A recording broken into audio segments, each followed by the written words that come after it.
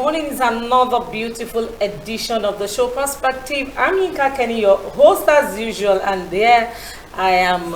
Okay, let me say I'm Ganish. No sandwich. No sandwich, because these days you are doing, I don't even understand what you are doing. Anyway, it's a special package. I mean, I'm not sure you want to go that route this morning. Anyway, we have a doll in the studio. Good morning, Abi. Yes, good morning, Nika. Good morning, viewers. Yes, back, fully back. Let's hope so. Fully back, according to him.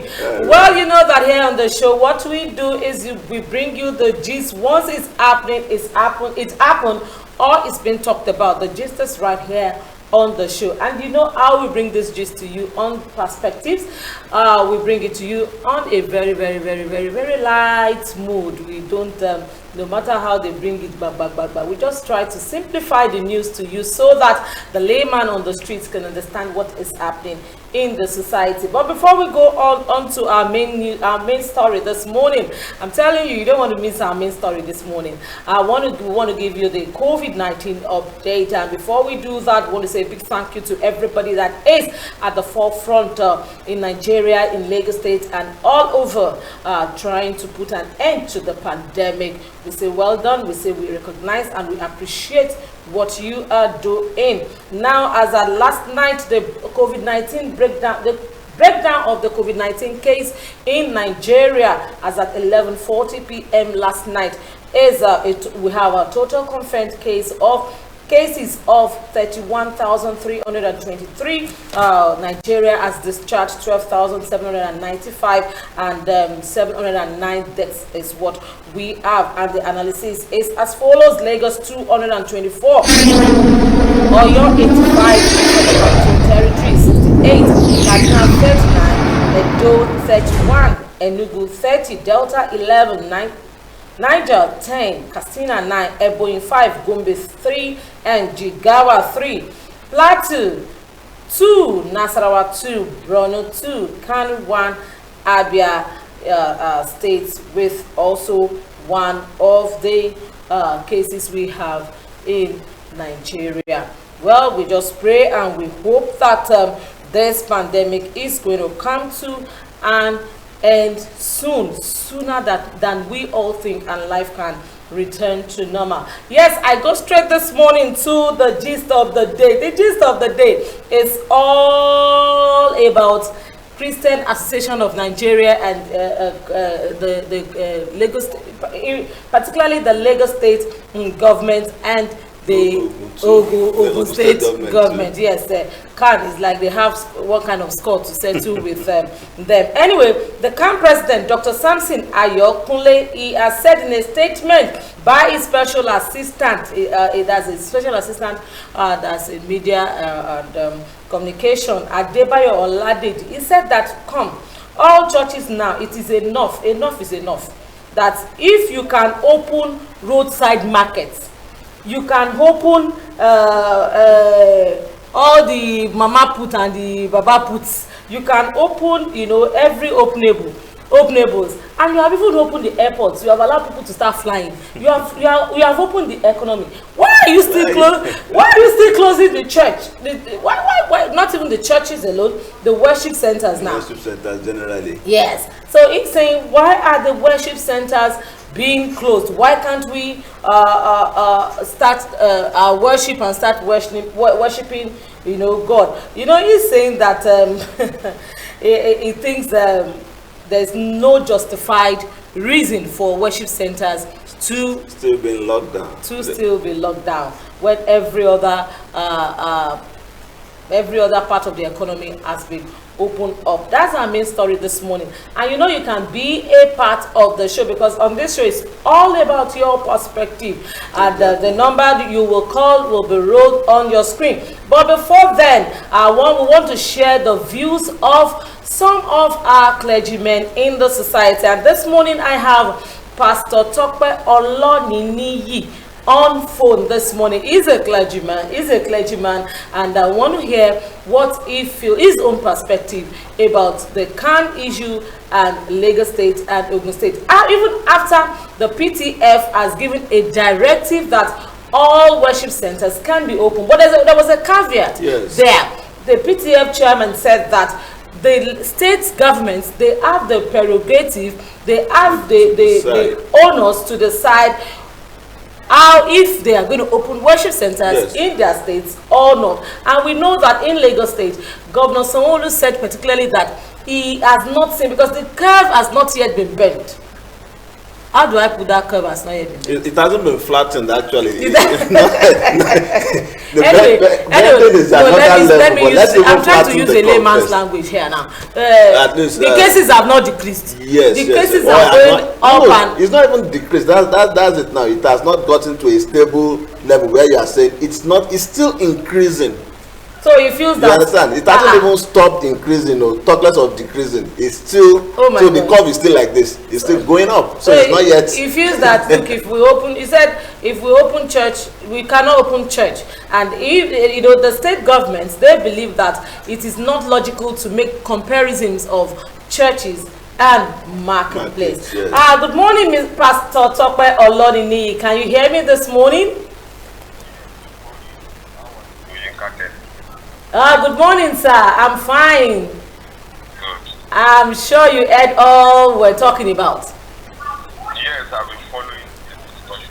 Okay, what do you feel about Khan's perspective of all this, and what Khan is actually saying? We don't think the state governments have justified reasons for closing up worship centers. What's your perspective about all this, sir? Okay, thank you very much. As a pastor, naturally, every pastor desires that we'll be back to church. I've met my church people.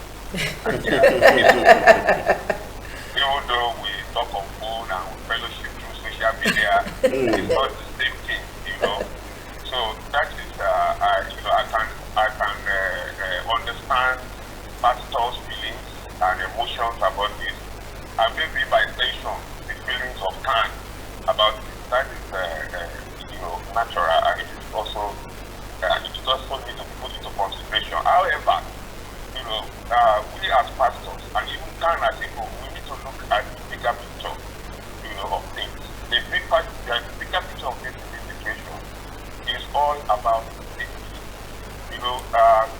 There is a research carried out by Texas Medical Association, and the result of that research shows that church, and stadium, are among the highest risk, category when you talk about the spread of COVID-19. In fact, they were considered high risk. They on a scale of 1 to 10, they were given a risk of 9. There are some other categories like groceries, weekend market here, that are on a scale of 3. I remember in that research, something like going to the airport and traveling by air, even a scale of 7. So the whole idea of church is something that is considered to be of the highest risk among all the places where the risk of COVID-19 is highest. So it will not be true for you to assume that once the market is open and and maybe airport is open, naturally we should just open church. I want to believe that sooner than later, once the environment is considered a bit more safer, government will naturally also want to open church, because the church is also part of society. The places like movie centers, places like church, places like stadium, they have the highest risk in all these. Now, let me cut your thought a bit there. The argument of Khan is that Nigeria is a peculiar place, and because of our peculiarity here, Our markets are not orderly. We have roadside marketplaces. We have, markets like Mile 12, market like Ilepo, where you have people clustering together. That's their argument, that they believe that worship centers are more orderly. Our terrain is peculiar in some particular way. So they feel that, there's so much disorderliness in our marketplaces. Then why our worship centers, they strongly believe, are more orderly than the marketplaces. So what do you feel about this argument of theirs? Okay, I get your argument, but there is something we must understand. When you go to the market, you don't get emotional and you don't spiritual. but when you are in church, you get emotional and you get spiritual. When you go to the market, you go to do your business. If you want to buy something, most likely you have your face cover or nose mask. At least you are sure that you are going to the market to do A, B, C. You don't go there and forget yourself. But in a church, there is no way you can do church and you will not be emotional and you will not be spiritual. And in that environment, anything can go. So the same thing applies to places like can you explain being spiritual and not being emotional? Please, just in 30 seconds. Okay, I'm trying to get the difference you are trying to explain to us now. Yeah, what I'm saying is that in the marketplace, you don't get spiritual and you don't get emotional. You don't lose your guard. Oh, I get you. Yes. But in a church, part of the mentality of worshiping God involves you distracting removing yourself from the physical, concentrating on the spiritual. And it involves interacting with people in love. It involves singing, dancing. How are you going to? I like that, interacting with people in love. Yes, it involves doing a lot of things that are more emotional and more spiritual. So in that environment, just like when you go to a stadium, stadium, churches, movie centers are some of the places that are given the highest risk in that research. All of them are given 9 over 10, which means the possibility of getting infected is at the highest. Even when you see from another angle, there are churches use this event center as a place of worship, and some of those event centers have been locked up, are still locked up, because people are no longer allowed to do parties. So it's not all the cases that are similar. Okay. All the same, I want to believe that before nobody was going out. After some point, they allow markets to open. Even now in Lagos State, some markets are not opening every day. They do one day off, which means that it's a gradual process. Okay. Sooner than later, we are going to get to a point whereby we'll be able to also open the church also. So and Christians need to look at the bigger picture. Okay. And look at this is a problem that we have. Okay. Apart from praying, whatever we can also do as Christians, we all need to put our hands on deck and do it.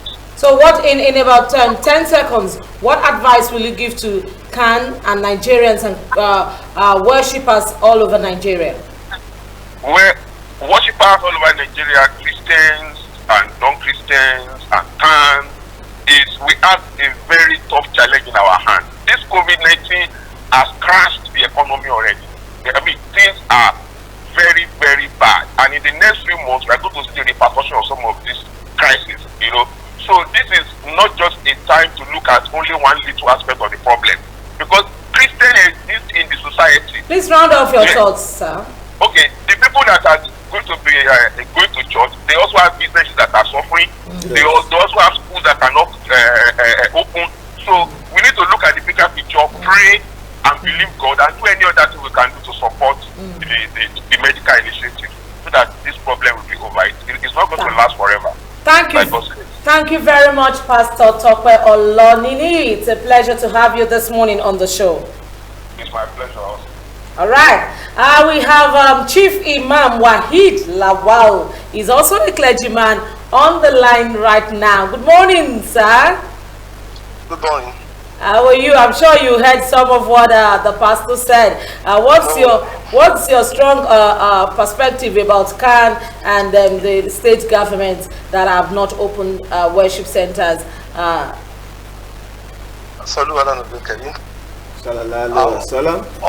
praises are due to Allah, the creator of the world, the owner of the universe. The issue on hand now is very, very delicate because the government is trying to be biased in their judgment. Because they've asked most of us to close down. We have locked down actually, but it's unfortunate that most of the guest house, restaurants, and other places of social activities have been opened for just no cause at all. So if the government actually wants to lock everybody down, they should lock everybody down. If they say the mosques should not open, the churches should not open, and they allow people to go to market, they allow people to go to workplaces, they allow people to jam-pack themselves in the banking halls, they are not being sincere, they are just being prejudiced. What's the difference between the mosque, the church, and the market?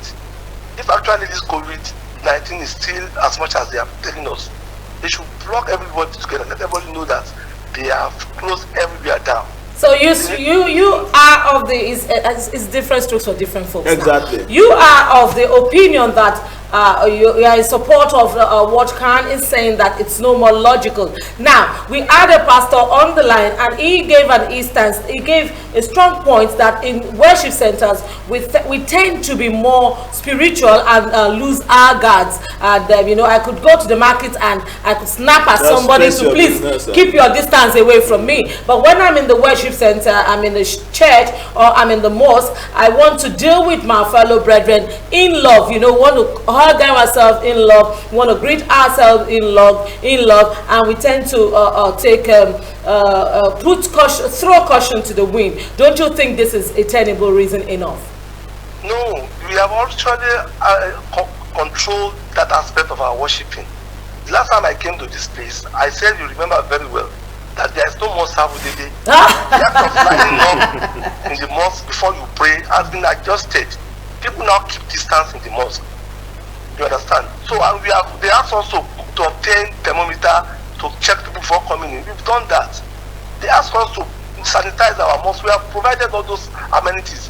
But when they came up with the idea of saying people should not be more than 50, how can you expect an imam who is leading to guard at his back and look at people whether they are up to 50 or not?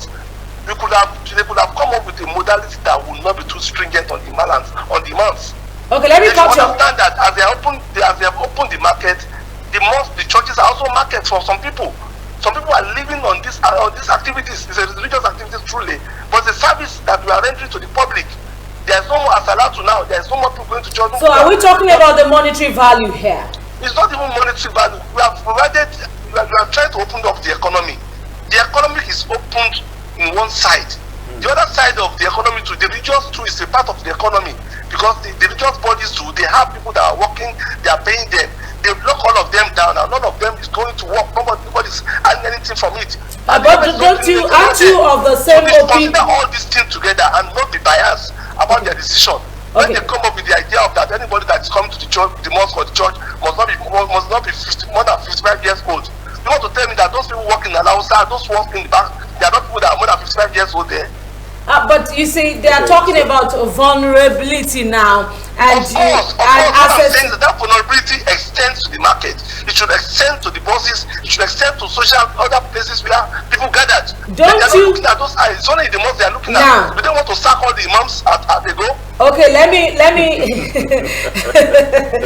me ask you one last question now. The way our churches and mosques are being constructed, yes, we know we have some fantastic buildings that are so well spaced and all that, but you and I know that there are a lot of mushroom churches, there are a lot of mushroom mosques that people just go in there, they are packed together. You cannot compare it to a marketplace that is an open space, and a marketplace where I can just frown at you and tell you please push you away, maintain your distance. And you know that in church I cannot use my face mask all through the service. What do you think about this?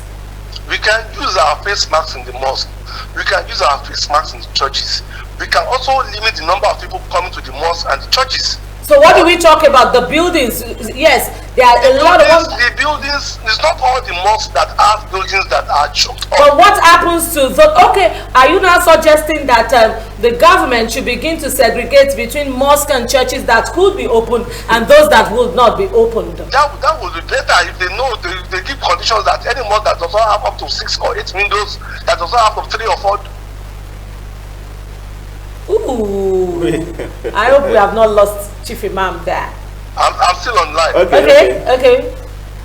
You say what? Yeah, continue, sir. I said there are some mosques that has very, very good ventilation system. There are some mosques that are big enough and that can accommodate more than 50 without each of them touching each other. So other mosques that cannot afford that or are not big enough to do that should not be allowed to open. I want to get your point. The citizens themselves knows where to go.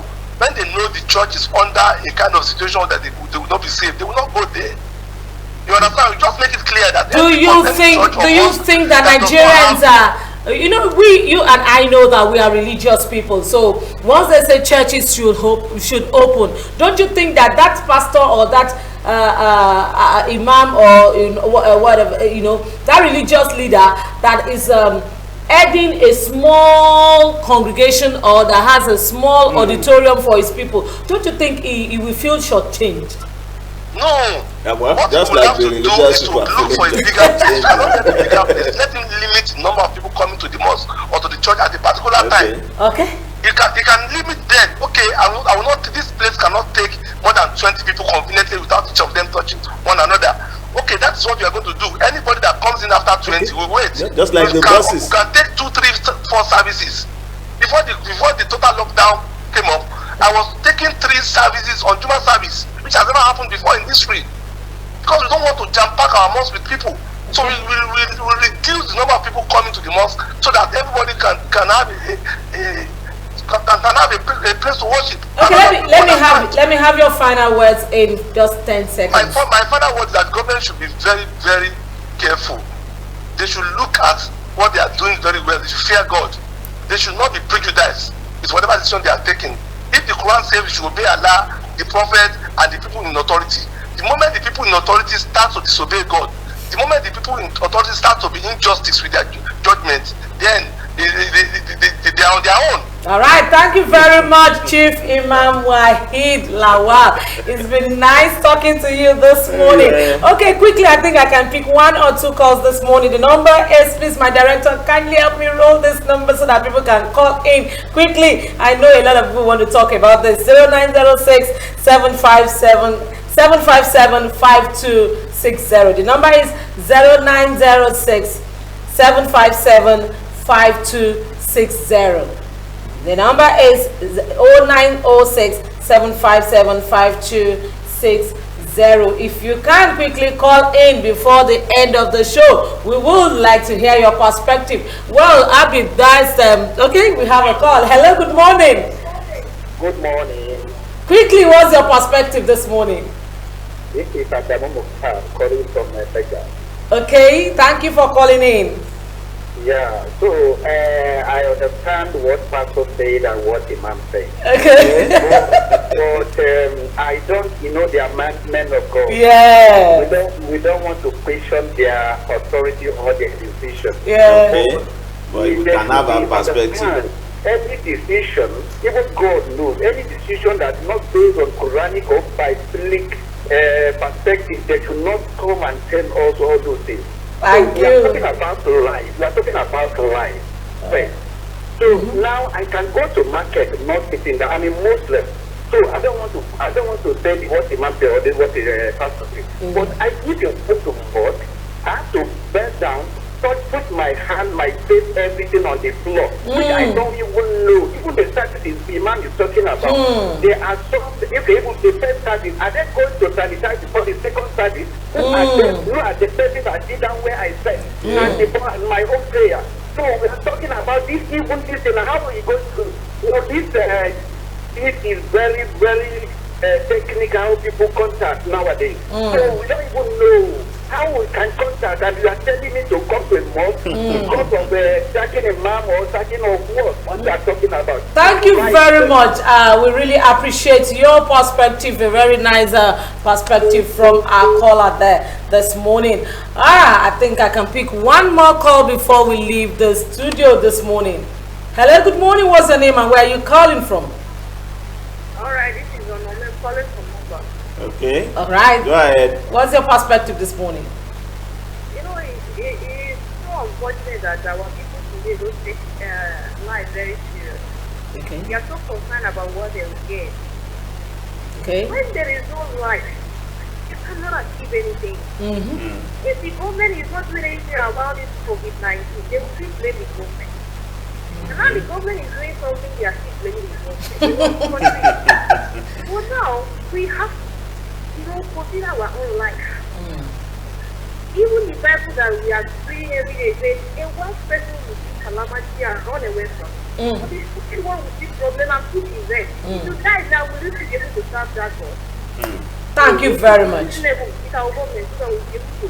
Our life and that of our children. Thank you very much. We really appreciate your perspective this morning, and that's where we end all the calls this morning because our time is fast spent and we got to go. One tweet this morning, and that's tweet from Dr. Joe Abba. He has said that lifting the ban on interstate travel should provide a lesson to the federal government of Nigeria about its penchant for banning all bannables. There was no ban. Please just extorted 500 naira per checkpoint. Stop banning everything. Introduce prohibitive taxes instead and close revenue collection loopholes. Yes, in fact, when they said that they lifted the travel ban, I asked myself, was there really a ban? Or because I know some people going to Republic of Benin, going to Abuja, and I wonder, how did you go? Did you fly? They just say, they will tell me, mommy, just leave. We went and came back, and actually they went and came back, and that's why we call it a wrap on the show this morning. You know that here it's all about your perspective. If it's happening, it happened, or it's been talked about. The justice right here. Abby, we have to leave the studio so soon, but we gotta go. Yes, we got to go. Till we come your way, same time, same station next week. I remain your host, YinkaKenny. Please stay safe. When you don't have to go out, don't go out, and stay blessed. God bless you.